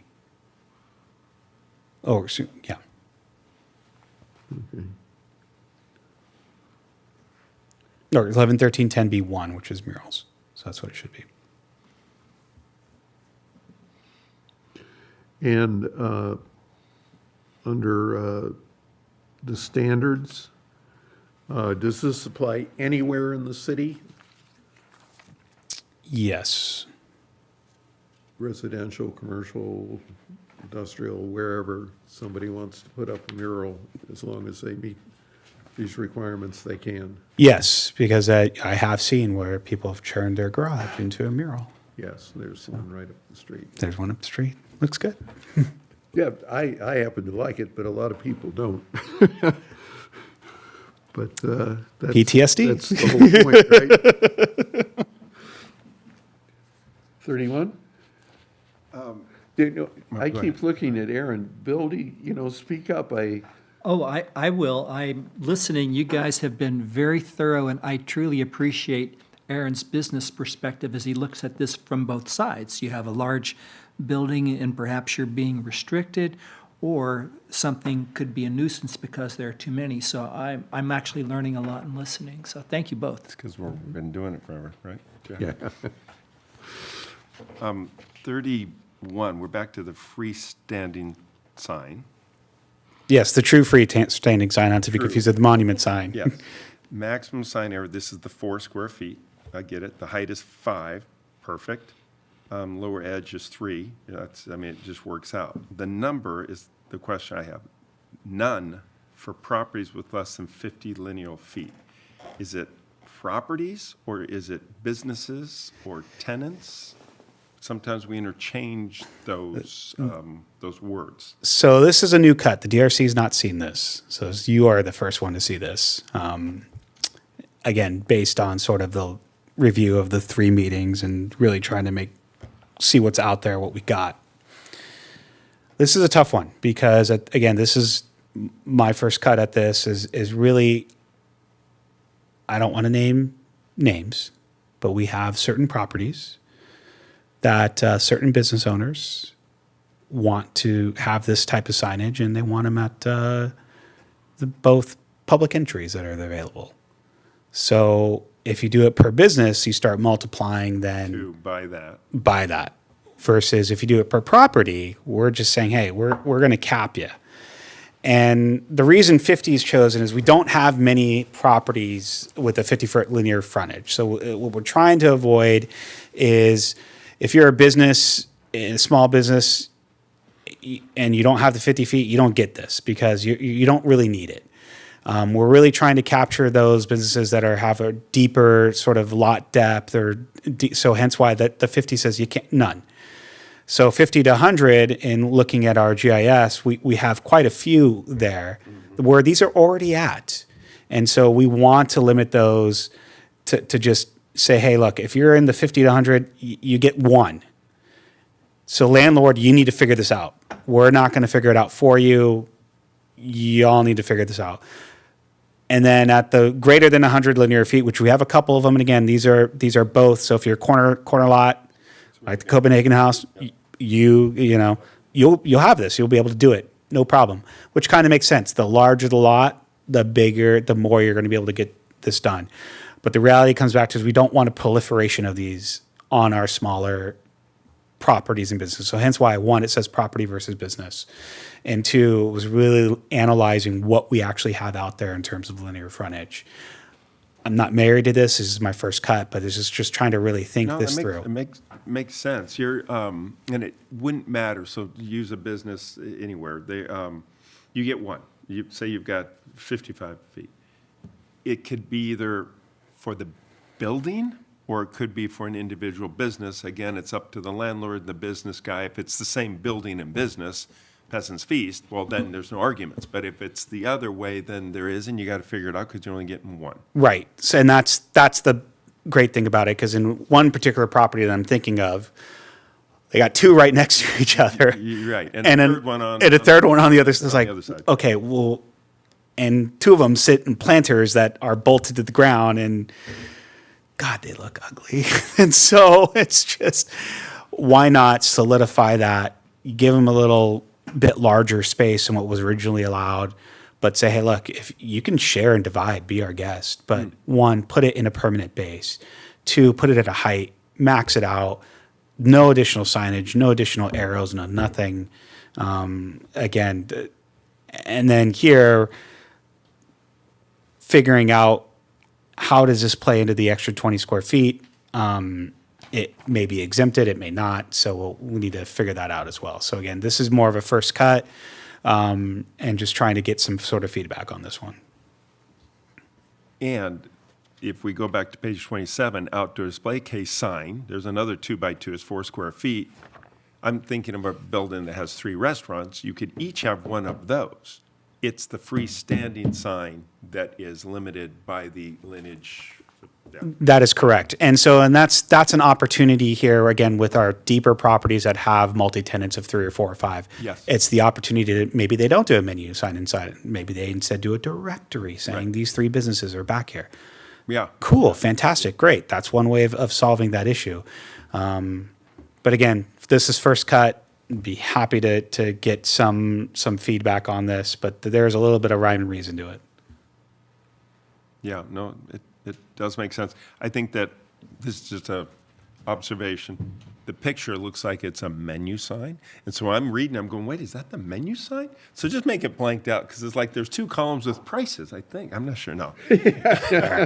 Because I thought that, and then I thought, oh my gosh, you're going to have that one square that has them, and they're like, wait a minute, we get all our menu signs per restaurant. Well, you do. Yeah. Over on this other display case sign. Yeah, we can blank it out and just put sign right in the middle so people know it's sign. So That's all I had on 31. 32? I missed it under the hanging signs, but it caught me because I just whited out and put hanging. You guys changed hanging, I think, to 8 feet. Yet still, we still have umbrellas and awnings at 7. Yeah. 7, and Brian mentioned that in his also, that it's sometimes hard with 8, 9-foot plates. You got to get 8. You can't get a hanging sign, and is 7. I always thought 7 was kind of our standard.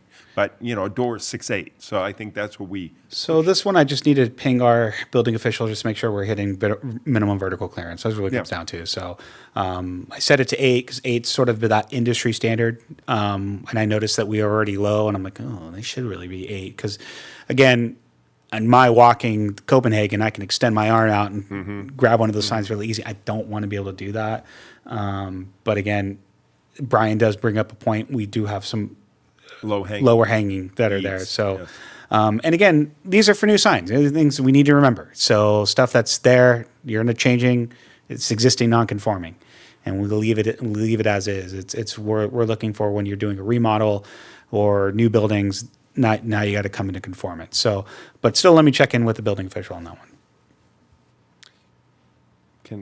on 32 at the bottom, again, you explained, you have a non-conforming sign. And so under non-conforming sign AB 2, this is non-conforming signs are allowed. If you change your face changes on a non-conforming, that's okay.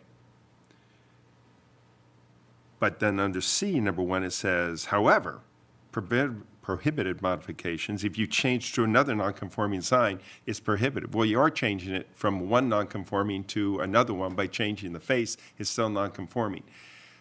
We need to be, I don't know, it may be changed to another non-conforming sign, comma, except for face changes as noted above, or except for the stuff noted in 1, 2, and 3.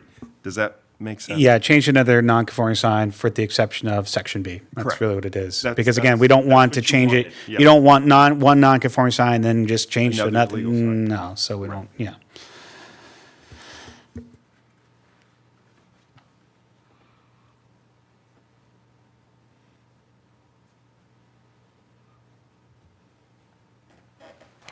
Then anything for 33 as we begin to. Nothing on 33. Nothing for me, anyway. Can I, 34? Yeah, Question? go ahead. Way at the bottom, directory sign. A sign less than 8 square feet that directs pedestrians, visitors to tenants. That's Yeah, we want a to. definition. Yeah, we want to strike that the 8 square feet just as a sign Thank that you. directs pedestrians. Go to the, visiting. Yep. yeah, Yeah. number 36, direct, where it says 18 square feet. Yeah, Yes. 8 square feet, yeah, got it. Thank you.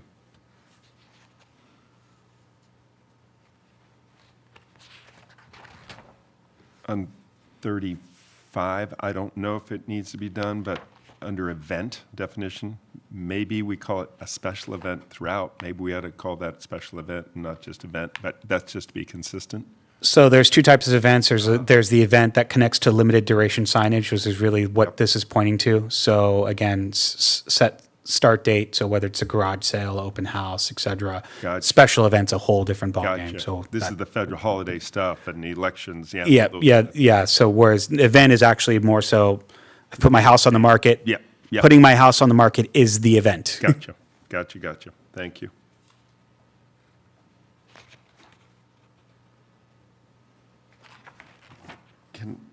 Did we ever address, or we can't, how many flags you can have? The flag ordinance isn't changing, so that's already been addressed and already done. We've kind of gone through that. We're not touching the flag ordinance at this point. There are a few properties still that are out of whack with our ordinance, so that is on our to-do list for 2026. But Bringing it and into we're compliance. under this definition, a corporation flag is fine. That's a Oh, flag. so that's going to be stricken out. Thank I you. apologize. Yeah, because we're going to take some of that out, right? Yeah. Yeah. The Guinness one or whatever I put up, Carlsberg.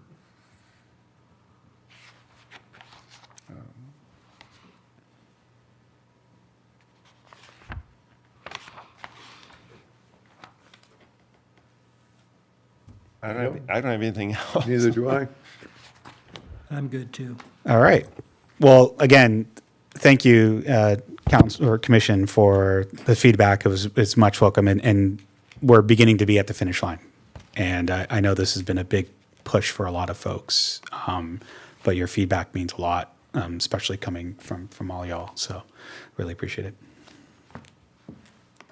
Okay, so there's no action or anything we have to take on this? No, not at Took this good point. notes, right? Yeah, we'll re-queue some of these and tee it up, and then we'll take your comments, do a little bit more finessing, and then take it to council with a couple of considerations based on what Commissioner Peterson had mentioned. Okay, moving on to item 7. Planning Commissioner's comments, anything? The only thing I have is echoing what Jack said earlier and the appreciation of staff. We had to get it started somewhere. My gosh, I know it's been a long time coming, but it's hard to get in. And I'm looking at the old one and the new one, I'm doing this, for about a day and a half. Right, I'm right, like, right. oh my gosh, and I have some of it memorized, some of it not. So I know what you guys went through to do that in the middle of also other jobs that you have. So appreciate it. No, and it's been good. I mean, I know Lisa does a lot of our signs, and I think on Friday we had a question from an applicant, and I'm like, hey, use the new graphic because that explains it to a T exactly what we're using. So because the definition didn't change, so we went ahead and used the new graphic for that. And following up on that, I know you mentioned it, design guidelines, that's gonna be tough too, isn't it? It is, and Lisa's spearheading that, and I have an update in regards to that. So Okay. I would just echo, well done, folks. I know it's a lot of work and a lot of detail, and you're taking some risks there, and I think it's worthwhile. So thank you very much. Okay, item 8, Community Director report. all right, thank you. So City Council, just as many of you know, upheld your decision on 1704 Mission. So just a quick update of where we're at. The applicant did request a lifting of the existing stop work. However, we did inform them of the plans that needed to be submitted per our letter and review work that's beyond the scope of the permit. So that's where we're at right now. We're really looking forward to work with the applicant and get this items resolved and continue moving forward with filing out construction of that project. Because overall, it is a good project for the city, and we are looking forward to that. City Council will be moving forward to adopt the 2025 California Building Code at its November 24th, 2025 meeting. I know that didn't go to you, but we are we are at the end of our triennial cycle. There's one sort of caveat to that is our residential. There was a new state law passed as a part of the budget that freezes residential building code updates. So this will be the last one of those that you'll see for the next 6 years. So it kind of gives a lot more certainty moving forward. Which is great.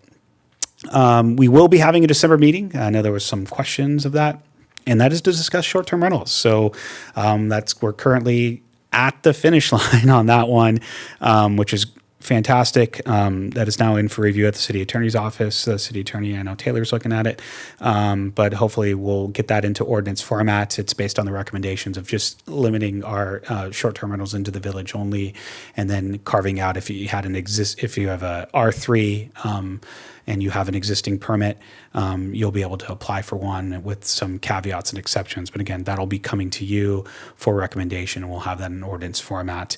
And as a part of that, we're actually going to begin our enforcement of our ordinance, since there's no path forward at this point for folks that are operating short-term rentals outside of the village. So letters will be going out at the end by mid-month, informing them that they need to cease their operations. Speaking of, we are moving along with the administrative draft of the design handbook.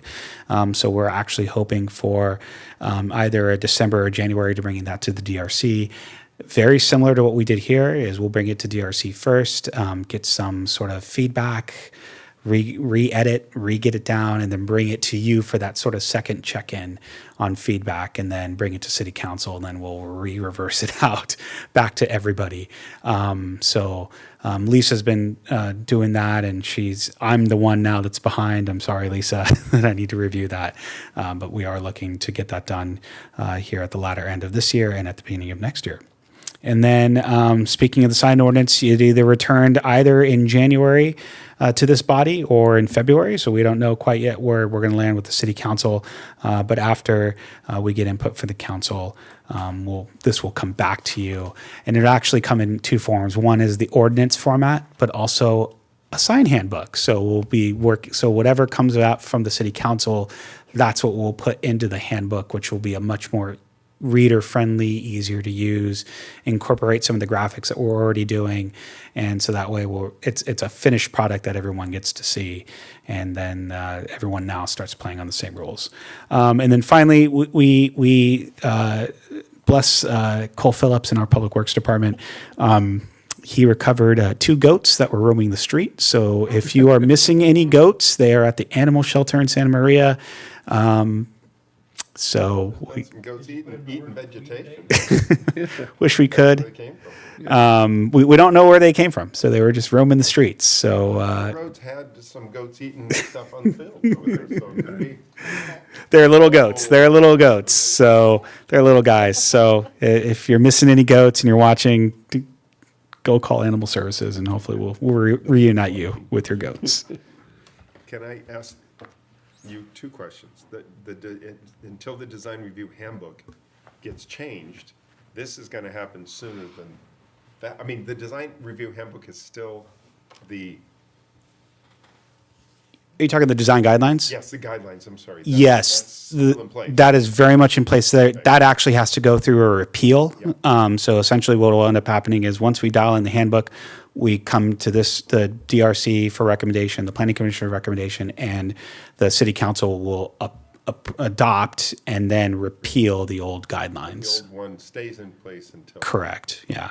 So, And the last question, the stop work order on the St. George property, I don't even know the address, 1704. Was that because of the design, or was that because of some other structural things? So in the interior, there's a substantial amount of work that deviated from the approved permit in the interior in terms of the floor plan. Also on the exterior flat work, it deviated, particularly when it comes to stormwater drainage. So a lot of people don't understand is stormwater drainage is heavily integrated into the amount of what's called impervious surface. And so the minute you start adding impervious surface, that really changes the calculus of your drainage, and it may trip you into doing additional LID features or other sort of underground work that needs to get done to retain the stormwater. So it's actually a bigger deal than meets the eye.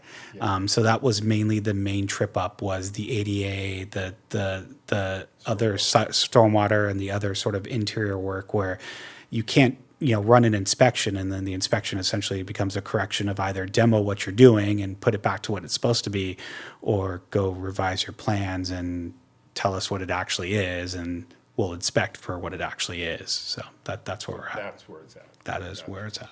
Okay. I do have a question related to that project. Because the project is scaled, is the developer still having to meet building codes, door heights and such? So a lot of folks, there were questions about the door heights. There are actually 2 doors. People don't realize that. There's the main entry door, which is actually to code. Usually in the back where you can't see it. Yeah, and so that's part of the issue with the floor plan, is those doors were never called out, whether they were ingress egress, and so these technically can't be ingress egress doors. So they got to figure that out, and so but there was that comment of, well, that's not even up to code. No, it is. There's just the main entrance is on the side that is actually to code and done per plan. Okay, anything else?